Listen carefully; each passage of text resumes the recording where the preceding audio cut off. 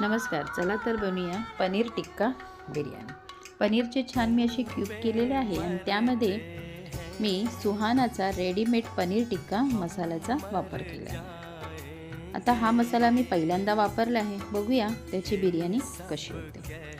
तेलामध्ये बारीक चिरलेला कांदा, आलं लसूण हिरवी मिरचीची पेस्ट, टोमॅटो, मीठ, हळद, धना पावडर, जिरा पावडर, बिर्याणी मसाला टाकलेला छान मिक्स करून घेऊया आणि मॅरिनेशन केलेलं पनीर टाकूया। हे मिक्स करून झालं की एक 10 मिनिटासाठी आपण सोडून देऊ। छान असं तेल सुटायला लागलं की त्यामध्ये आपण भात टाकूया। हे बघा तेल छान सुटलेलं आहे।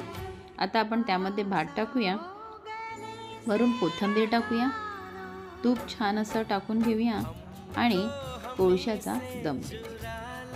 आता हे फक्त 10 मिनिटासाठी स्लो गॅसवरती सोडून देऊ। तयार आपली पनीर टिक्का बिर्याणी, तीही झटपट। मला तर हा मसाला फारच आवडला आहे। तुम्हीही हा टिक्का मसाला नक्कीच एकदा ट्राय करा आणि ही बिर्याणी तुम्ही बनवून बघा। आणि माझी ही रेसिपी तुम्हाला आवडली असेल तर माझ्या चॅनलला लाईक करा, शेअर करा आणि सबस्क्राईब करायला विसरू नका। धन्यवाद।